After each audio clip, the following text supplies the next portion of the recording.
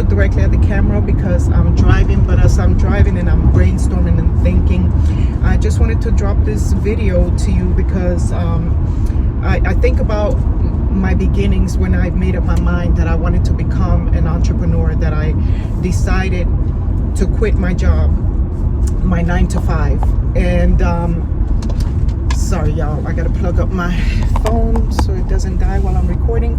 So I'm here thinking, right, after working for many years as an employee, we say 9-to-5, we know what we mean, right? It takes time to transform your mindset from going to employee mindset to entrepreneur mindset.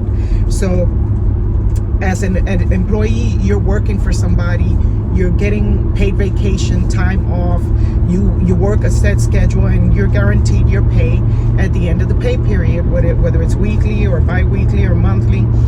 Point is, you're working for a company, and then you're getting compensated to work for someone else. But when you become an entrepreneur, it's a whole different world. And so what happens with people, like what happened to me, is that we don't realize that now we're going to work for ourselves. So one of the things I hear people asking is, how much do I pay myself, you know, when I start working for myself? And really, I would tell you probably save $99 and put it in a savings account and don't touch it. You'd be amazed how quickly that money grows. But truthfully, what you ought to do is not worry about paying yourself, because it's your business. So really, the money you're making for your business, it is your pay, because you're going to take that money and invest it back into your business. The profits will eventually come where you'll be able to pay yourself 20 or 30% or whatever you decide to put towards taxes, towards savings, towards back into your business, and then for yourself. But the first year, or while you're established, unless of course you're already making a ludicrous amount of money, but a lot of people that start a small business, they don't usually have a whole lot of money to start out with. And then it takes money to build your business, right? So you try to find ways to budget yourself, to cut costs, until you could eventually start outsourcing things and paying people to do things for you to make your job easier, you're right, or your career easier. Because you have to start entering the career knowing that you have to build an entrepreneurial mindset. As an entrepreneur, think about a CEO. A CEO doesn't sit there answering the phones. They don't sit there doing the marketing. They delegate. So that's the point that you want to get yourself to. You're going to have to do all the work in the beginning, but eventually you want to start thinking ahead. So it's important to go mapping out your business. It's important to write down what your short-term and long-term goals are. And that could be a scary thing for many people, because for many people, they say, well, in a year, I want to do this, or eventually, or, you know, words like I'm trying, or if. And I have to learn to get people to stop saying those words to me, because it changes the dynamic of what I'm working on doing with my business. I don't talk in the what if, the if, or that I'm trying, or when. I always talk present tense. I said when it happens. It's just a matter of time that it will happen. You have to go brainwashing yourself to believe in what you're saying, and even if it means constantly listening to I am affirmations. You know, I am a winner, I am an entrepreneur, and then learning. You have to learn, you have to invest in yourself, you have to gain education. And even if you're not going to college, there are courses you could pay for, mentorship you could pay for. Invest back in your business, not only in buying products for your business, but in paying for mentoring, or reading books, or watching YouTube tutorials. I would go to bed literally watching Notary videos, because I was nervous that I would mess up my first signing. So every night I would literally fall asleep, which I still do, learning. I buy so many books, and even if I haven't read them all, I do intend to read them. But I set myself at least a day that I know I'm going to read, and I try to at least read 30 minutes a day, despite my busy schedule. Why? Because you got to turn that into habits. And it's challenging at the beginning, right? Because now nobody's doing the thinking for you. Nobody's telling you to punch that clock, when to take a break, what to do. Now you have to do everything for yourself. So you have to be your own motivation. But think about it, if you worked hard, if you went hard working for somebody else to make them wealthy, to make their business prosperous, then now you got to go just as hard or even harder for yourself. I'm going to give you an example. Time is of the essence, right? Because I have so much that I'm always trying to better myself and improve myself and improve my skills, right? And then, so some days I go to sleep at 1 in the morning, but then I wake up at 3 or 3:30 in the morning to work on my journaling, my plans, my dreams, my visions, creating a vision board and visualizing what I'm seeing that I desire to see finally come into fruition and declaring it as it already was. So I want to inspire you today to stop and really do some soul searching, because starting the business, establishing your LLC, building business credit, those things are the easy parts as far as I believe are the easy parts. But the tough part is changing your mindset. See, once you change your mindset, then you can start building on. If the foundation is not right from the get-go, nothing's going to work out. You can learn whatever business, no matter how easy it is, and it won't flourish. Like I've heard people saying, oh, it's slow right now and I'm not getting any notary jobs, but you're a new notary. That means that you ought to take advantage of that free time to learn more, to watch, join groups, go through the posts in the groups, read what kind of questions other people are asking, observe the forms that they put pictures of, because they do that a lot in the notary groups. You know, join groups in regards to your field that you're specializing in. And then watch YouTube tutorials, pay for courses, invest back in your business, put it back in your business, because eventually if you stay committed and you continue investing back in your business and you learn and you read and you get good mentors, there's eventually things are going to start to pop for you. You know, and another thing you need to get accustomed to is that you now went from being an employee, having co-workers that you were friends with, friends that you grew up with, and all of a sudden you decide that you no longer want to live that life and you want to create a new reality for yourself. So you decided you wanted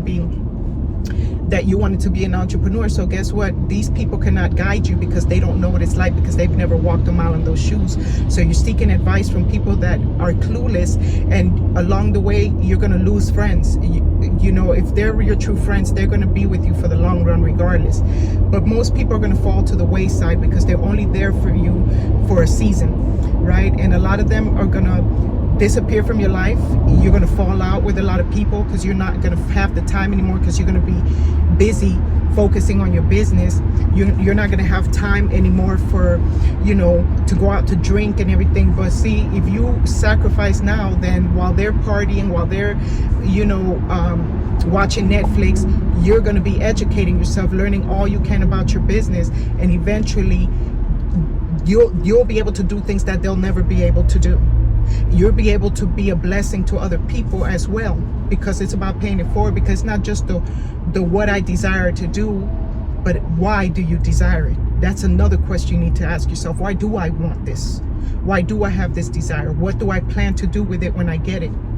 You got to ask yourself those questions. You got to search. Only you really know what you truly desire. And if you don't, then as you hang around people that are in that mindset, you may get that light bulb idea that you'll find what your purpose in this life is for. And it's more than just watching TV, you know, and hanging out to have drinks with your friends. I know that you need a day or so to unwind, but the majority of your life ought to be being dedicated to what you really desire, if you know that you were called for more. Because some people will never become entrepreneurs because that was not their calling. But if you know that you have that desire in you, impressed, and you just don't know where to start, then hopefully this video will do it for you. Sit down and ask yourself, what is it that I desire? If there was nothing that could keep me from getting what I want, and in my imagination, and nobody could tell me how big my dream could be, what that dream would look like. And then ask yourself, why do I want this dream? Right? Those are some good questions to begin asking yourself. And the more you think about it, then the opportunities are going to start presenting themselves. Ideas are going to start popping into your head. You're going to start seeing life from a whole nother level. So encouraged. I know sometimes it could get discouraging when you're just spending, and nothing's coming back yet, and you're spending, and nobody's understanding your dream, nobody's feeling your passion, nobody's trying to help you get there, and you have to spend all this money. And people are like, well, if you want to learn this, it's going to cost you that. If you want this gem from you, and all they do is give you crumbs and don't give you the true knowledge. They promise they're going to give you this, and they never fulfill on their promise. That's part of this journey. Unfortunately, it's not. I'm not going to tell you it's all peaches and cream, but that's part of your rite of passage. How badly do you want it? And are you willing to deal with the heartaches, the disappointments, those mentors that come into your life that don't really want to help you, and they help everybody else except for you? That ought to be a sign to you that you are that one person chosen to win, because you're not getting the attention you deserve. You're being overlooked. You're not being appreciated for your talents, while everybody else, they don't know that your story is probably bigger than the rest of their story. While they're there sharing their boohoo stories, nobody's really caring for yours, because your story is just that big, because your testimony is going to be that powerful. You understand? So that's part of the story that's being built. That heartache, those disappointments, people overlooking you, not giving you what they promised, not delivering everything that they said. Sometimes people are intimidated and threatened by your potential, and they have it all, but you have that one little thing that they lack, or they see that you can surpass them, or they see that there's just something great about you, or sometimes they think that you're a total failure and that you're not worth investing into. Only they know what's going on in their mind. But the situation is, how badly do you believe in yourself?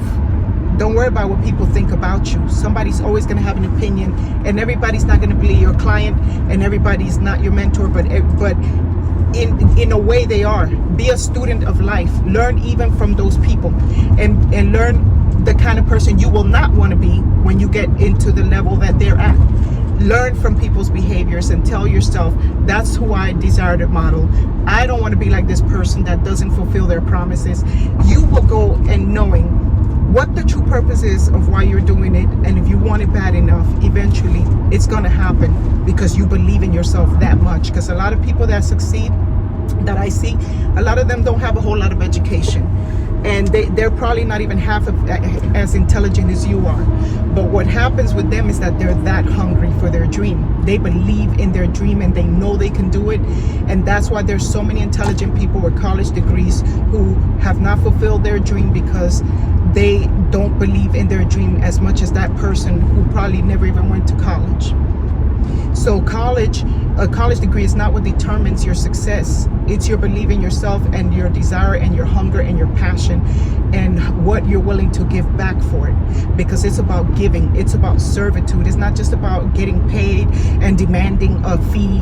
It's about you also making those sacrifices in the meantime until you get to, because the money's going to come. The money is eventually going to come. It's inevitable. But are you willing to take those sacrifices in the beginning to get to that level? So sometimes you have to be ridiculed. You have to be mocked. You have to be overlooked. You have to be rejected. You have to be alone. And guess what? Sometimes when you're alone, that's the greatest place to be. Because now you don't have other voices trying to give you their opinions. Like I tell people, how could you tell me what to do with my business when you've never tried to build a business for yourself, and yet you're trying to now tell me how to run my business? No, I want to hear it from other people who are winning, to teach me how they won, so I could model their teachings. And I want to learn from people who are going to make it easy for me to learn. I don't need somebody being all prolific with me with big words and all kind of Excel spreadsheets. In the beginning, some people don't know how to do all of that, and that intimidates people. So you got to take baby steps and learn from people who are willing to take you by the hand and teach you slowly. I don't care being taught slowly. I don't care if you think I'm dumb or what, but I'm to take me by the hand and show me step by step, and let me model what you're doing and practice until I feel comfortable enough to do it for myself. Everybody has a different learning style, and that does not make anyone else better or smarter or dumber. It's just we all learn differently. But nobody really takes the time, because everybody wants you to learn in the way they feel you should learn, because that's how they learn, and so that's how they teach. See, I've had great teachers who are very knowledgeable at what they do, but they're horrible at teaching it. And it can be discouraging, because I'm like, gosh, you have a plethora of knowledge, but I can't learn from you because I'm not connecting with you, right? But when you find a mentor that you can really connect with, they're talking in your language in a way you could understand. So everybody has a teacher, somebody that they cleave to, that they're like, okay, this person can help me. So I'm not going to keep dragging this video along, because I could go on and on talking about this. But what got me really started as a notary is that I also have an income tax business, and I'm working on becoming an enrolled agent with the IRS. So I'm studying tax law. So while I was in that course, I met an amazing woman who told me, because I was a notary public, because I figured I could notarize documents, you know, through my tax business. And I was like, well, people are going to need documents notarized. Since I already have a tax business, to me it made sense, right?